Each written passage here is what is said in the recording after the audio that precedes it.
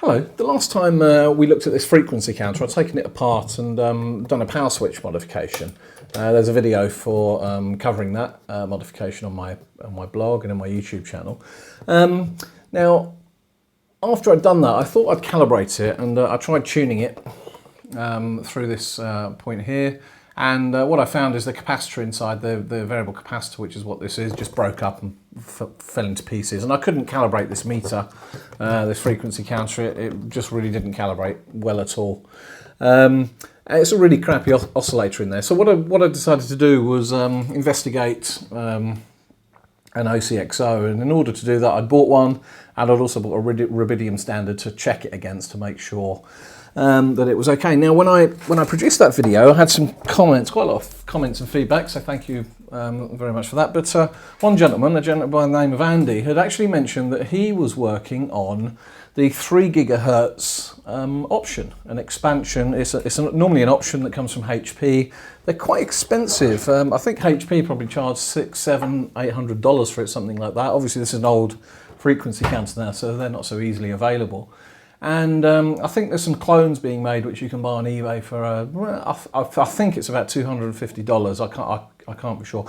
Anyway, Andy said that he was making a PCB for this, for the 3 gigahertz option, and would I like a board? He offered me a board, to which I of course said, yeah, that'd be fantastic if you make some, and here it is. He'd created the PCB, and he'd sent me a board, which is really fantastic. So Andy, thanks for that. However, when he was making his own and building his own, he very, very, very kindly also built me one, which I'm awfully grateful for. I don't really know RF circuitry that well, so I'm not sure this is something I would have been able to do off the bat. And that's really fantastic. So he created this for me, he dropped it around. It's really, really nice. So what I wanted to do, and let me just explain a little bit about this board. I'm going to try and go into some detail and describe as best I can the circuitry around this, because it's quite interesting. It uses some interesting components, and we'll get into that in a minute. When Andy laid out this board, he didn't put any mounting holes, so I'm going to have to drill a couple of holes, which is okay. We can open the meter and have a look. I have to work that out. There's also a pigtail cable here, which is BNC at one end, and this SMA connector, not SMA. I'm not sure what these are called. I'll make a note of it on the blog, because I don't know the exact name of that connector, which connects on here. So that's a relatively easy thing to do. Andy said that he's tested this and it's working, so all I need to do is fit that, and hopefully that should work, and we can do that and check it out. So once again, Andy, really appreciate it. Thanks very much, mate. Really appreciate that. I'll put it in my counter, and it's going to make that counter a little bit better. That, funny enough, gave me the onus to go and get myself a signal generator, which I bought. In fact, I bought that off of Andy as well. But that's another story, and I'll look at that later. So now. So we've got this 3 gigahertz channel C option, and I also want to figure out what size board I need to get this OCXO mounted and get all the other components. And I've got to look in here to see how much space we've got. And I know from photographs that I've looked at that actually where I've mounted the power switch is the exact same holes that's normally used for the OCXO board, the standard HP one. So I'm probably going to have to move that switch to accommodate creating a board. So while I'm going to open this up, the whole point is I'm going to open this up and we're going to look at two things. First of all, I'm going to fit the 3 gigahertz option that Andy's very kindly provided me.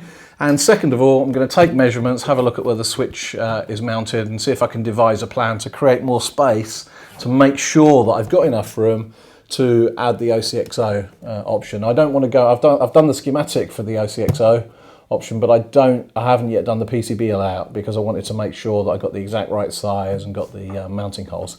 So I'm going to go away now and take this apart. I won't bother videoing that. You've seen me take this apart before. Once we get it open, we'll get this fitted and get it tested. Okay, so I'll see you in a minute. Okay, so here we are. It's taking it apart now. The option goes in here, and that's just a blanking plug which we can remove. Hopefully I should just be able to push that out. Maybe not. I have to do something a bit more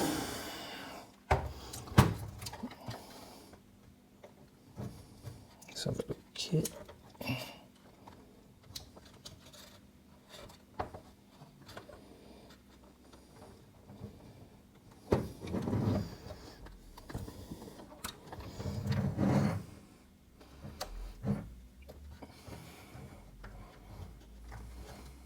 There we go. So that's a simple removal there. And the pigtail, I believe it should be a simple case of fitting. So there's a key here. You can see the key there, and you'll see the shape here. There's a key at the top. So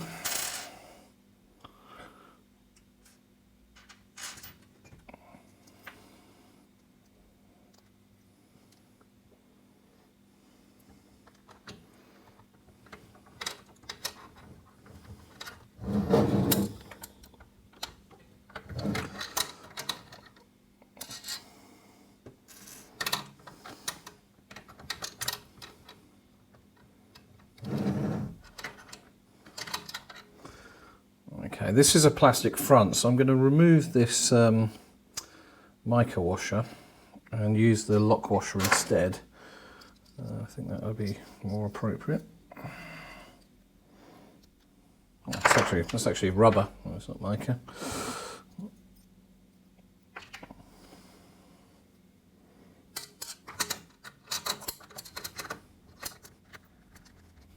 Okay, I just need to get a socket. I'll just pause the camera for a second. I've got to go into the garage. Okay, that's better.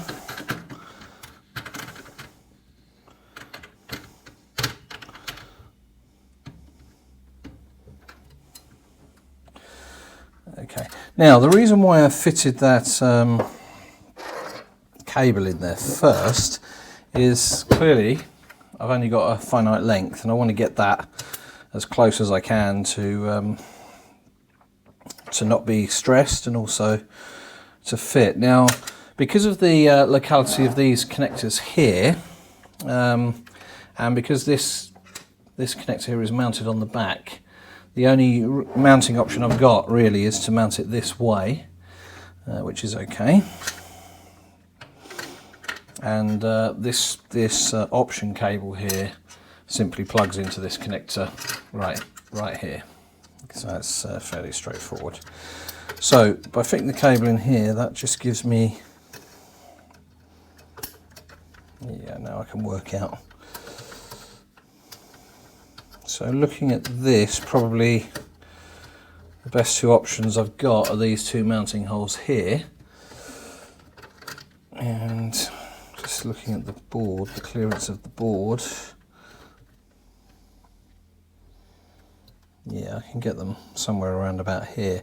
Now the way this board is laid out, you can see here there's ground plane all along here, and then there's some space but not a great deal, so I'm going to be encroaching on the ground plane here, and I did check with Andy and he said it's only a double-sided board, so as long as I can't see any tracks, this is all ground plane here and this is ground plane here, so I suspect I'm going to end up half bridging the ground plane here. Now what I don't want to do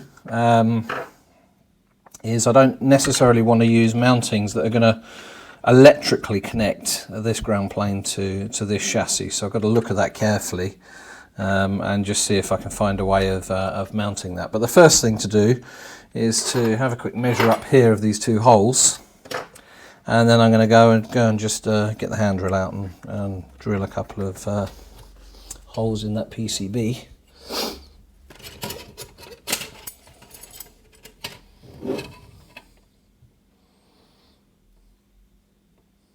So there, that looks like a 47mm centre. Let me just double check that.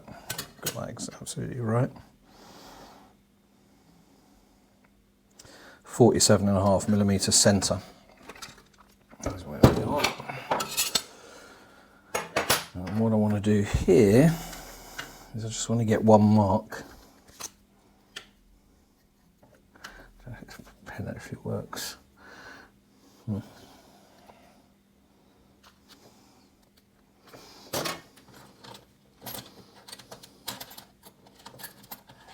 Okay, I've just picked up a drill bit. Let's just, yeah, that'll go through there. So, drill on it.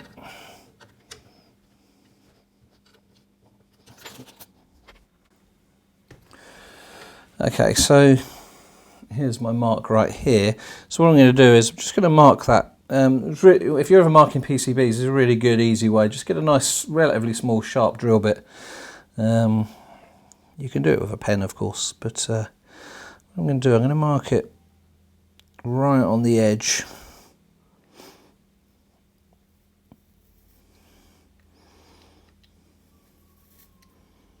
Okay, so that's the first one.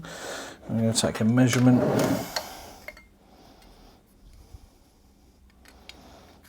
Which, if you recall, was 47.5 millimeters.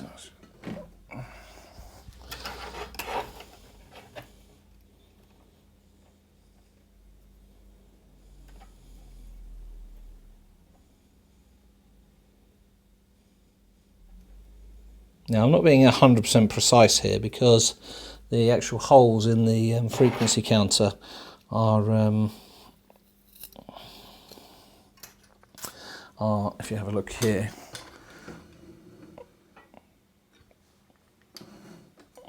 so the holes I'm going to be using are slightly elongated, so I don't have to be terribly accurate.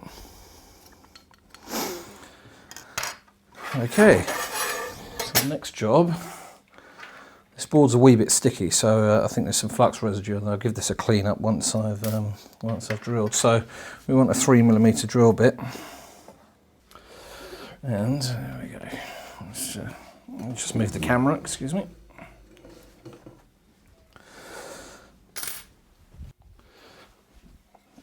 Okay, small bit of timber. I don't particularly want to put holes in my bench if I can avoid it. Okay, a simple hand drill, nothing sophisticated.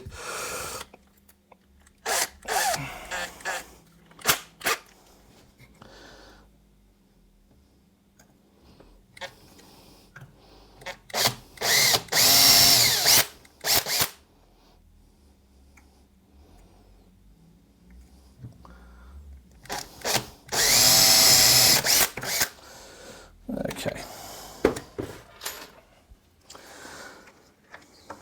Now, to deal with the, to avoid the any kind of electrical contact, what I'm going to do is I'm going to use quite a larger drill bit, and I'm just going to effectively put a light countersink on here, and I'm going to focus in and around the copper area, just to make sure that the edge of the screw isn't within physical reach of the ground plane.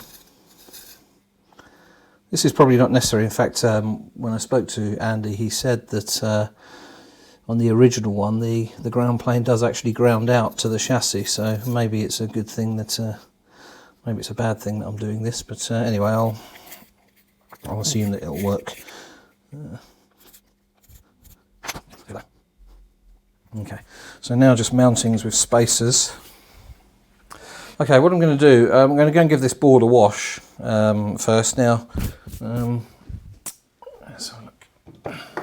Normally what I would use to wash these boards, I'll use a bit of alcohol, and I'll get the flux residue off, and I'll use a toothbrush, one of the kids' old toothbrushes, get that cleaned up, and then I'd typically use a detergent washing up liquid, or a hand washing detergent, and brush that clean just to get any remaining residue off, and then kind of do a rapid dry on that using a hot air gun or a heat source of some form.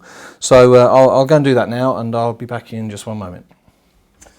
Okay, so I'm going to try and use these these insulators that you normally use on TO3 packages. I've had to open the holes up a little bit bigger. That's 4.5 millimeters, I think, and that's okay. But as a consequence of opening that, I'm just going to widen that a little, just so there's definitely no contact.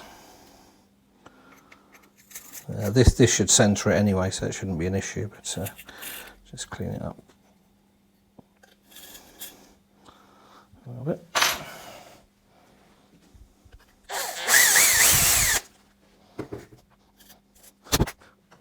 Okay, so the board's, I've washed the board as well, so as you can see there, it's nice and clean, nice and shiny. It's not sticky anymore, which is great. Problem with leaving flux residue on these kind of boards is they gather dust and they just get dirty and cruddy quickly. Okay, so these should fit there, which is great. And I've also got, where did I put them?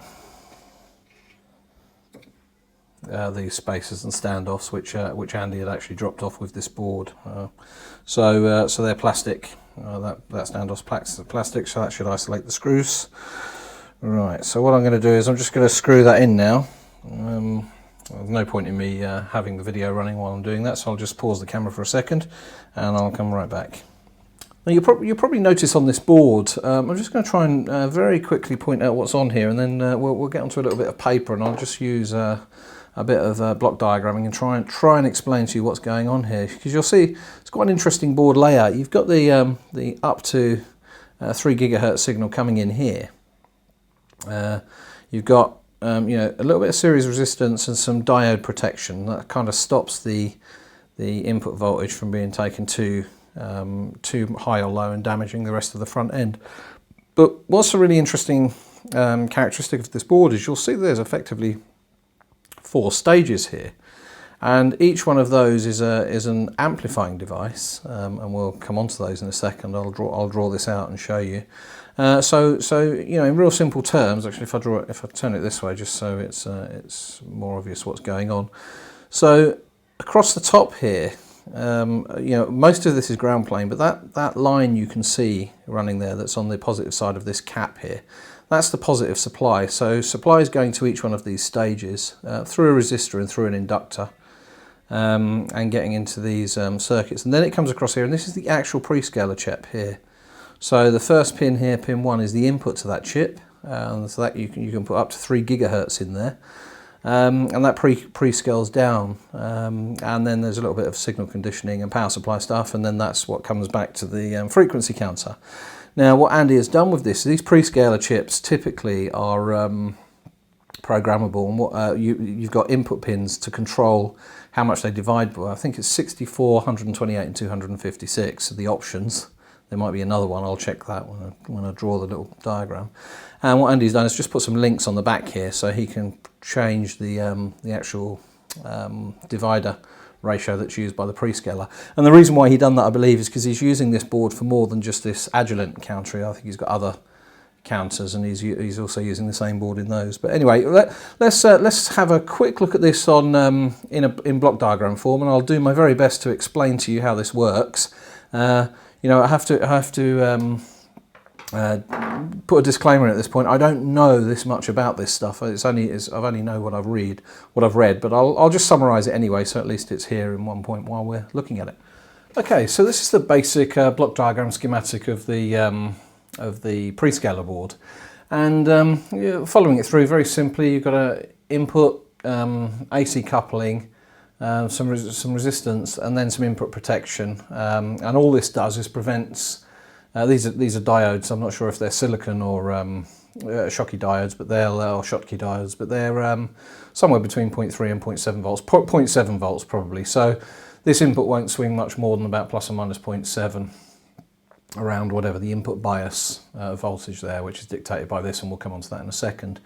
And then you've got each of the stages AC coupled, as you can see, and then into a pre-scaler and then out. Now, each one of these stages is an amplifier, and I think I didn't look at the data sheet, and I'm not even sure if I know exactly the exact part. I'm sure Andy told me, but anyway, it's one of them. They're all pretty similar, but this is about, I think each one of these you get about 3 dBs of gain. And what's going on here is you've effectively got to drive this chip here with enough input swing to get it to work. And because of the relatively low input signal levels that are here, this is perfectly okay if you saturate this, if you drive this really hard, and you'll see why that is in a second. as long as you get a swing above and below the on-off point, which these are specially designed to handle.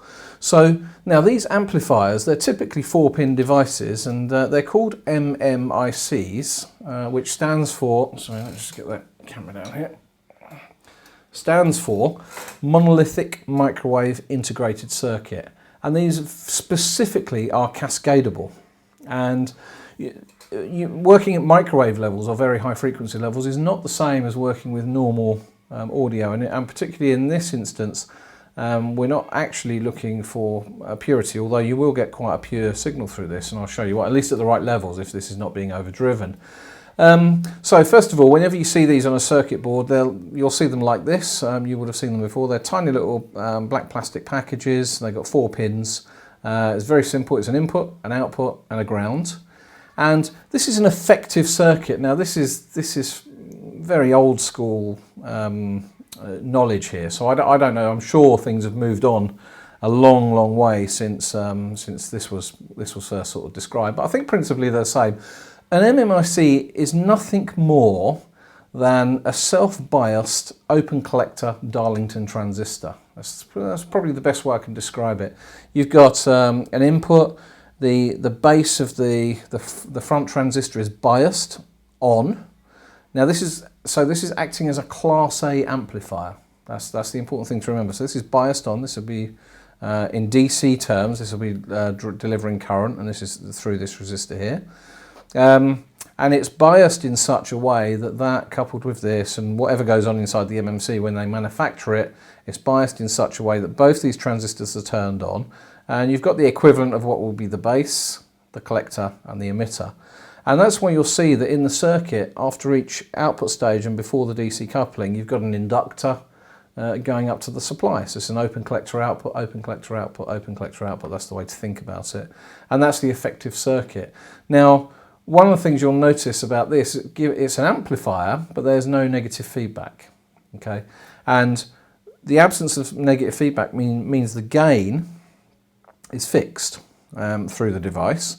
And obviously the gain is set by these resistances and set by the actual manufacturers. But typically an MMIC, and because it's at RF frequencies, there's 2 other important things to notice about this, is it's configured in such a way so its impedance is about 50 ohms. So I'm not sure if you can probably change that, or maybe it's dictated by this inductor. I don't know, so I can't be 100% sure about that. But anyway, the point here is the operating impedance, or the impedance through this circuit overall is typically 50 ohms. It's what your the typical operating impedance that you're working at. And each one of these stages will give you, a fixed amount of gain, say 3 dBs, and this is why they're cascadable in this way. So you've got 3, and then 3, and then 3, and then 3, just giving you gain. And there's no negative feedback here. It's a very simple Class A amplifier, very classic for RF design. And the reason why they make MMICs is because these can be manufactured really small, and if you try to do this using individual transistors, the circuit just gets very large. And I think MMICs, I've got here up to 3 to 4 gigs is quite common for these devices. I know that you can get them working at 18 and 20 gigs, and I suspect probably even higher than that. RF is not something that I have any expertise at all in. But anyway, I thought it'd be worth going through that just as a matter of interest, because it's, for anyone that hasn't looked at an MMIC before or looked at what it is, that's essentially what's going on. And anywhere where you look at RF circuitry in the hundreds of megahertz, certainly many hundreds, getting up in well beyond the VHF and into the UHF range and beyond, this is the kind of construction you'll see all the time, because you're simply cascading Class A amplifiers to get gain, rather than doing what you typically do in an op-amp for lower frequency work, where you'll generate a higher amount of gain and use negative feedback to control it. Clearly at these kind of frequencies that circuitry just doesn't work. The pre-scaller is an MC12079. It's a fairly easily available pre-scaler. It's really simple in design, runs off 5 volts.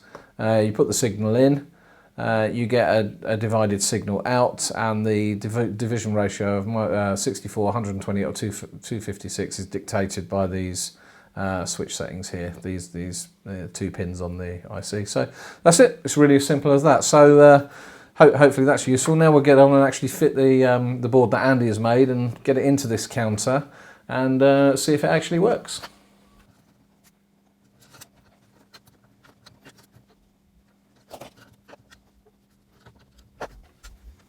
Okay, so it's installed nicely. So the next thing we need to do is I'm going to power it up and test it. I'll just get a signal generator and then we'll come back and have a look.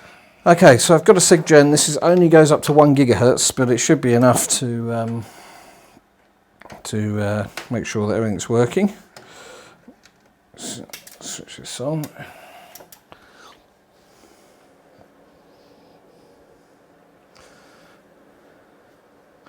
Now the input legend on here specifies 100 megahertz to 3 gigahertz. So I'll start off here at 100 megahertz. Just make sure this is going to work now.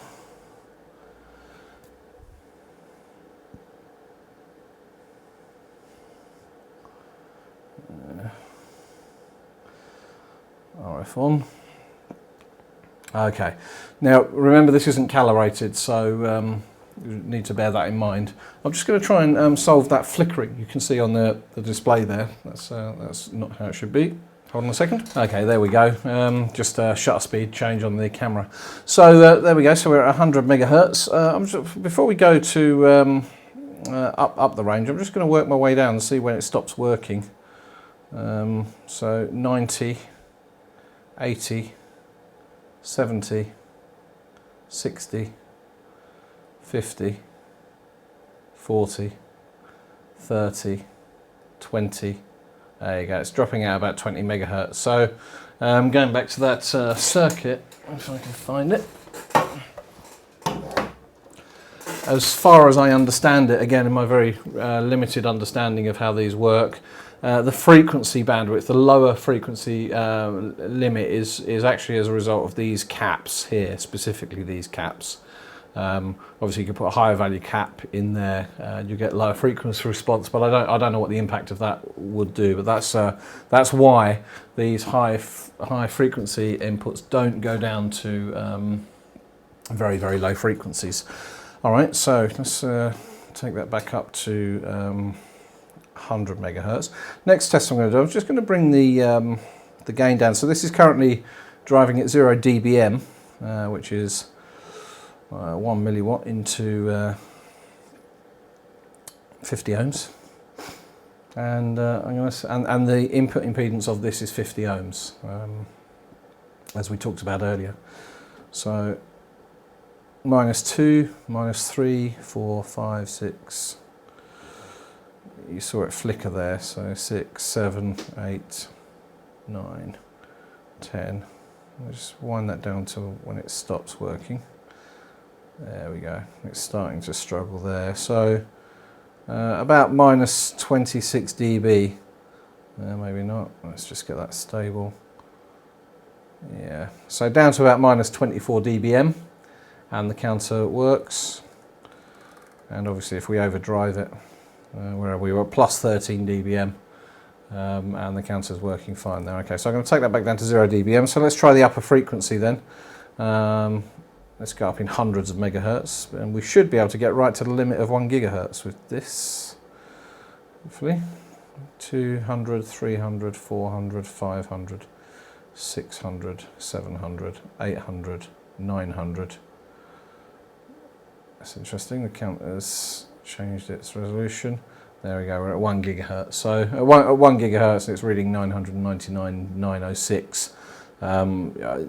This counter is wildly out, as we know. But all right, so Andy, great job, mate. It works really well. Thank you very much. I've now got a counter that can count higher than anything I can generate by 2 times. That's fantastically good. All right, next thing I'm going to do is put it back together. Before I do that, I am going to take some measurements and so on and so forth. So I'll be back in 1 sec. Okay, so I've had a quick measure around, and that's about the best, most space I can get in there, board size, so 120 millimeters by 65. While I was looking at it, I have actually moved the power switch, so you can see now that it's right up. Let's get that in view. It's pushed right back here, and what I've done is I've made a new bar just to extend it to the front. So the idea will be that the board will, the OCXO board will sit above here, sit above this. So this will run up. This will actually run under the board, and the board will protrude on 3 standoffs, which will be that mount point, and that mount point there. And the board will sit out. So right, so that's now I've got the dimensions for that. That's what I'll pump into the PCB application, and that's the size. You can see with the OCXO, I've got quite a lot of options here. You know, I can put that there. I've got lots of space around it. I can't put it up the front here because obviously the front bit's in its way, and I wouldn't want the heat too far up here. So the OCXO is going to sit back here. Could sit on the edge there, possibly. That mounting hole is pretty tight, so probably like that or something similar. And then the electronics around it, possibly some of it on the back if it needs to be as well. Okay, so there we go. I'm going to design that board over the next few weeks, I guess. In the meantime, I'll put the counter back together, and I'll come on to it again once the board is done. If you found the video useful, if you found the information about the MMICs and how that works useful, please give it a thumbs up, and I'll see you next time.